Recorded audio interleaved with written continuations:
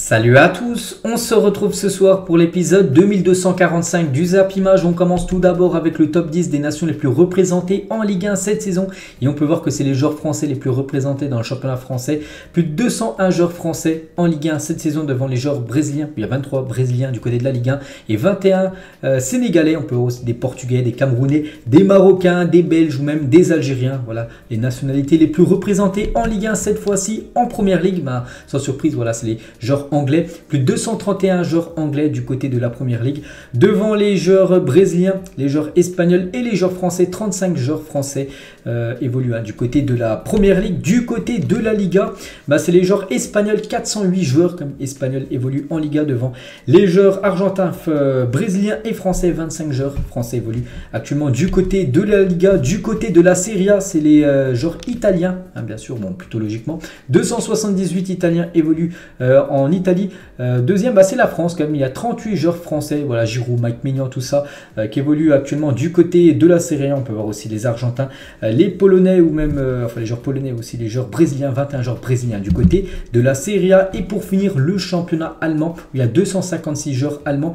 En deuxième position, de nouveau, c'est la France. 42 joueurs français évoluent actuellement du côté de la Bundesliga devant les joueurs autrichiens, néerlandais et danois. Donc voilà, petite info concernant les 5 gros championnats, en gros les nations les plus représentées. On va parler de Neymar, les gars. Neymar sur Instagram, regardez, donc actuellement il est au Brésil, il se rétablit au Brésil, vous savez qu'il est, il s'est fait opérer, il est forfait jusqu'à la fin de la saison, mais on peut voir, voilà, à l'entraînement, il a mis ça sur sa dernière publication Instagram. On va parler demain du gros match, le Classico, demain soir à 21h, le Barça reçoit le Real Madrid, ça sera une demi-finale, retour de Coupe d'Europe. N'oubliez pas qu'au match aller, le Barça s'est imposé 1-0, et si le Barça gagnait demain, il égalerait les 101 victoires du Real Madrid en Classico. C'est que c'est très très proche. Actuellement, le Real Madrid a gagné 101 fois contre l'équipe du Barça. Et le Barça a gagné 100 fois contre le Real. Donc si le Barça demain s'impose, ça fera ex-aequo, égalité parfaite. 101 victoires pour le Barça et le Real Madrid lors des confrontations, lors des classicos. C'est toute compétition confondue, bien sûr. Donc on verra, bien sûr. C'est le gros match demain.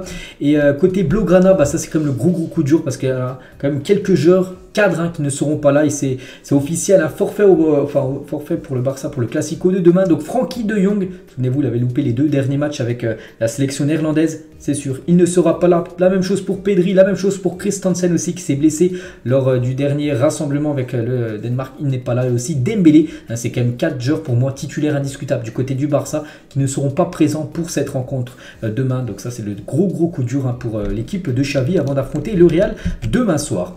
Et une petite info, les gars, concernant le Classico. Donc Jordi Alba et Sergio Roberto ont plus de passes décisives, 12 que tous les milieux de terrain réunis du Real Madrid depuis 2009 lors des Classicos. C'est incroyable, Tous les joueurs du Real Madrid depuis 2009 lors des Classicos en passe D, c'est seulement 10, alors que Jordi Alba et Roberto à eux deux c'est 12, alors que c'est des défenseurs, même si Roberto joue de temps en temps au milieu de terrain. Donc voilà, c'est quand même incroyable cette info. Toujours du côté de l'Espagne, regardez la une aujourd'hui du journal Sport, guerre totale. On peut voir Laporta, le président du Barça, avec Javier Tebas, le président de la Liga, parce que rien ne va actuellement entre ces deux présidents, bien sûr, du Barça et de la Liga. Et regardez la une journal Mundo Deportivo aujourd'hui, en ce 4 avril, le Barça demande la démission de Javier Tebas de la présidence de la Liga. Donc il y a eu un communiqué officiel qui est sorti il y a quelques heures de la part du Barça. Et dans un communiqué, le Barça demande la démission de Javier Tebas, le patron de la Liga. Un rapport a été établi qu'il fournissait de fausses informations à l'encontre du club catalan dans l'affaire Negreira. Donc il aurait fait parvenir de fausses preuves impliquant les anciens présidents du Barça, Bartomeu et Rossell, dans l'affaire Negreira. Il aurait utilisé les documents d'une affaire complètement différente qui n'aurait rien à voir avec le dossier actuel. Et ça, le Barça l'ont vu. Et du coup, c'est pour ça qu'ils ont fait un communiqué officiel pour dire, essayer que Javier Tebas démissionne de son poste de Liga. On sait que Javier Tebas déteste le Barça, c'est quand même le président de la Liga, il déteste un club, donc le FC Barcelone.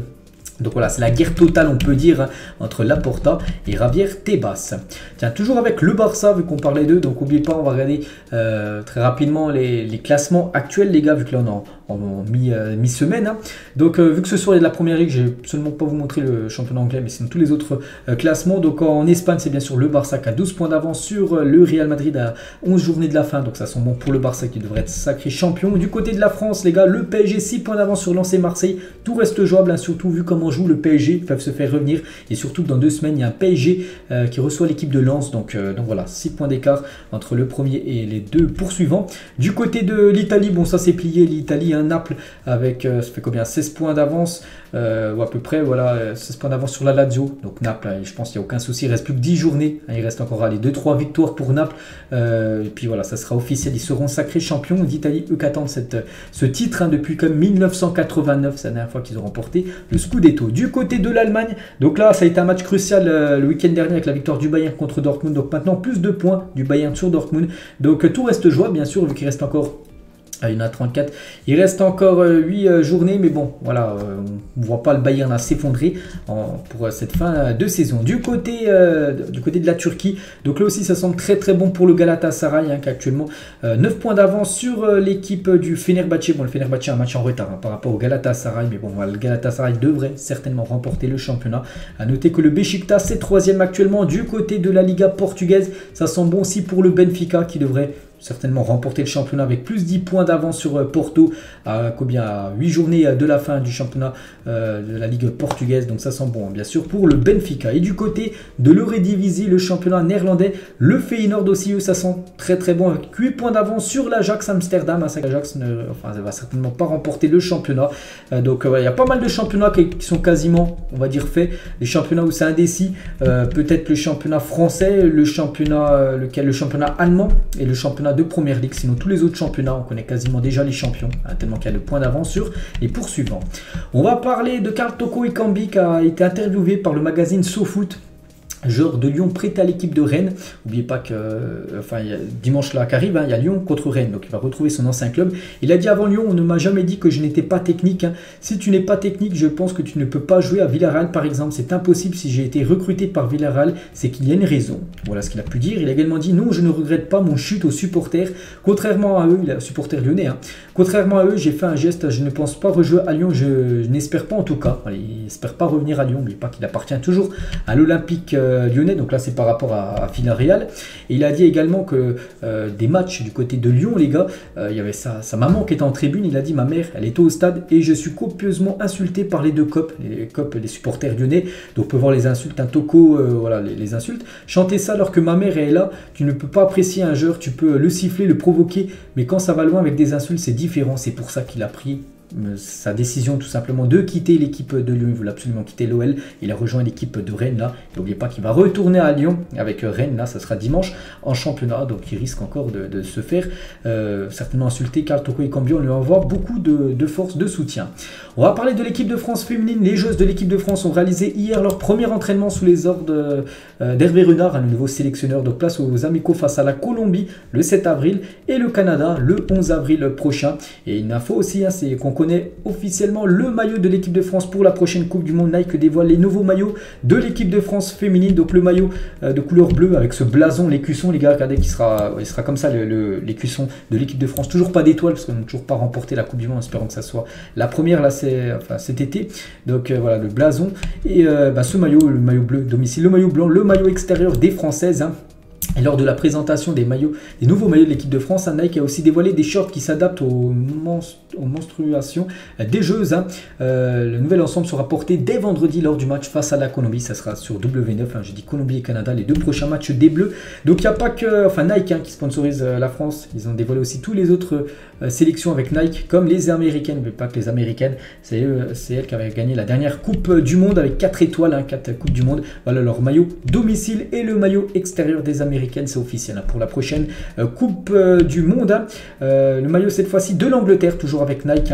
Les Anglaises qui ont remporté le dernier Euro féminin. Donc voilà, le maillot domicile des Anglaises et le maillot extérieur des Anglaises. La même chose pour le Portugal, maillot domicile du Portugal féminin, toujours avec Nike et le maillot extérieur qui est très beau, le maillot extérieur du Portugal pour cette prochaine Coupe du Monde féminine. Le maillot des Néerlandaises, maillot domicile sera un maillot de couleur orange comme souvent, et le maillot extérieur aussi dit magnifique, le maillot extérieur des Néerlandaises pour cette Coupe du Monde. Le maillot de l'Australie, pays organisateur Australie, Nouvelle-Zélande, ça sera ces deux pays qui organiseront cette Coupe du Monde. Donc le maillot domicile des Australiennes et le maillot extérieur sera de couleur vert-bleu. Bon voilà, bref, ce sera l'autre maillot que le jaune. Le maillot de la Norvège aussi, tous les maillots, j'ai dit à Nike, ont été annoncés. Le maillot rouge de domicile, le maillot blanc sera le maillot extérieur. Le maillot du Nigeria, les gars, Très beau maillot, hein. Le vert domicile et le noir sera le maillot extérieur. Et aussi le maillot canadien, rouge domicile et blanc extérieur. Donc voilà tous les maillots. Donc là c'est que Nike. Après il y a aussi beaucoup d'équipes sponsorisées avec Adidas qui seront dévoilées dans quelques jours. On va parler de Luke Shaw, les gars, qui prolonge jusqu'en 2027 avec Manchester United. Voilà ce joueur, c'est vrai qu'on parle très peu du côté des Red Devils, mais il fait du très bon taf, le défenseur gauche anglais, et il prolonge l'aventure du côté de Manchester. Encore 4 années de contrat, très beau contrat pour lui.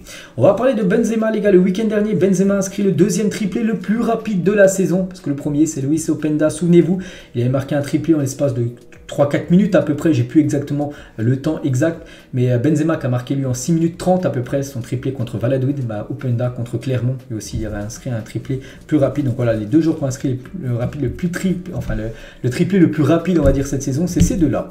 Et en parlant, et en continuant avec Benzema, Daniel Riolo pense que Karim Benzema a été écarté volontairement du groupe de l'équipe de France lors de la dernière Coupe du Monde. Il a été interviewé et il dit en gros que c'est pas à cause de la blessure qu'il a été mis de côté, c'est par rapport à une décision que voilà, l'équipe de France ne voulait pas. Voilà, il a été écarté volontairement par l'équipe de France. Donc voilà, ça fait toujours parler bien sûr Benzema par rapport à ce qui s'est passé lors du dernier mondial.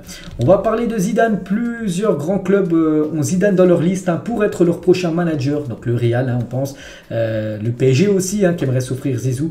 Donc Zidane, je pense qu'il prendra une équipe à la fin de la saison. Je ne le vois pas prendre une équipe alors qu'on est quasiment à la fin de la saison. Il prendra une équipe certainement en juillet prochain.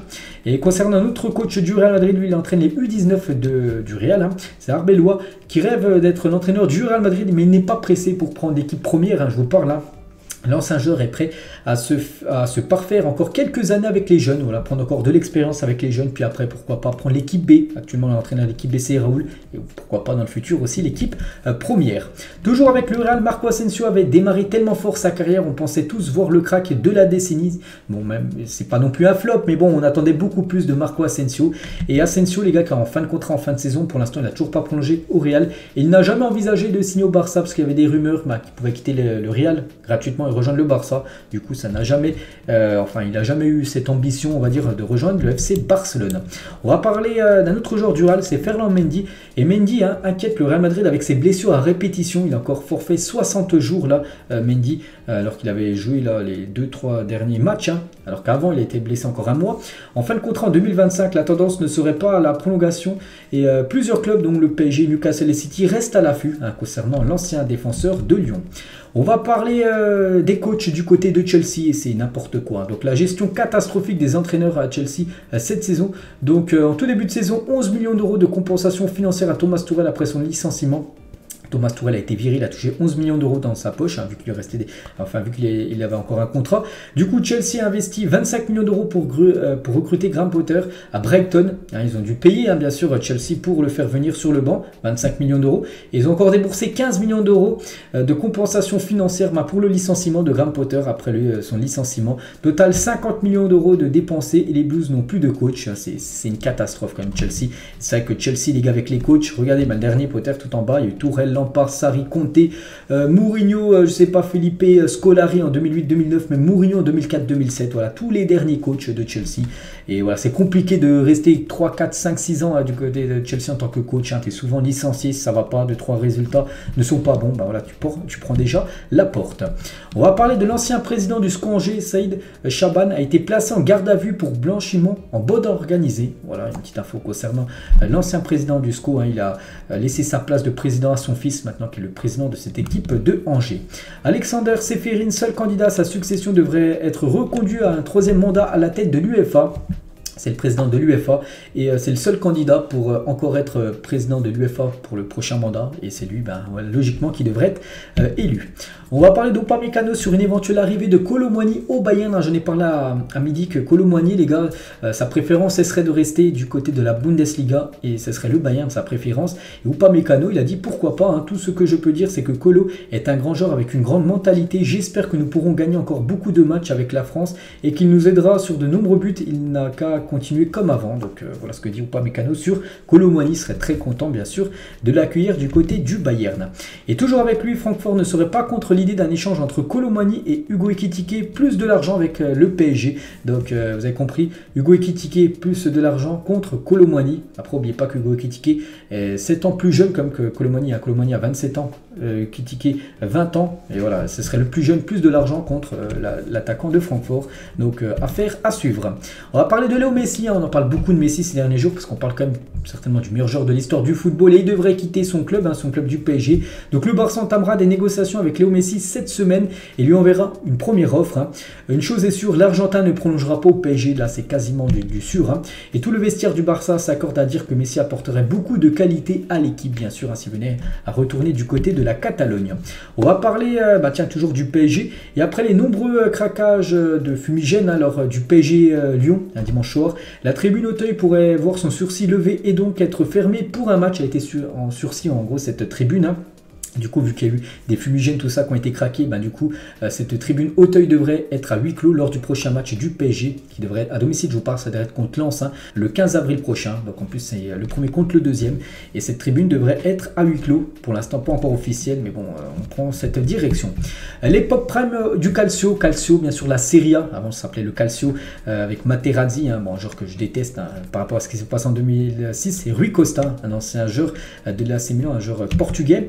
Ronaldo, tiens, Cristiano Ronaldo avec sa fille hein, du côté de l'Arabie Saoudite, hein, en mode cheveux longs hein, pour Cristiano Ronaldo. Erling Haaland à l'époque, avec la casquette et le maillot Nike. N'oubliez pas qu'il a signé avec Nike. Hein. Donc bon, là, ça n'a rien à voir avec sa signature, mais c'était une photo de lui à l'époque, hein, bien sûr, Haaland. Hein. Robben et Ribéry, deux immenses légendes hein, du côté du Bayern Munich, un duo tellement iconique. Hein. Ce duo-là aussi, c'est un duo iconique. Thierry Henry avec Samuel Eto'o, il y a quelques années du côté du Barça, avec ce maillot magnifique hein, des Blaugrana. Ce soir les gars, donc c'est vrai que ce soir il y a des matchs hein, si vous voulez vous faire plaisir. Il y a Chelsea, Liverpool au programme, Juve, Inter et aussi Bayern contre Fribourg. Donc il y a de la coupe allemande, il y a de la coupe d'Italie et de la première ligue. Hein. Chelsea, Liverpool, c'est de la première ligue entre deux équipes hein, très mal classées cette saison en PL. Et on finit les gars cet épisode avec le gros programme aussi cette semaine. Je dis avec les affiches ce soir, demain Barça Real, il y aura aussi Dortmund Leipzig. Vendredi il y aura Benfica Porto. Hein. Benfica on a parlé tout à l'heure, premier contre Porto, je crois qu'il est deuxième. Hein. Manchester Everton samedi, il y a Nice Paris samedi soir aussi. Lazio Juve, Liverpool Arsenal et Lyon Rennes avec le retour hein, de Toko Ekambi qu'on a parlé tout à l'heure du côté du Groupama Stadium. Ça sera dimanche soir. Donc voilà les gars ce qu'il y a à dire sur aujourd'hui. Hein. J'espère que ça vous a plu. Donc on se retrouve pareil les gars demain milieu d'après-midi hein, pour prochaine vidéo bien sûr l'after Zap Image. Et moi je vous laisse, bonne journée à vous et à plus tard.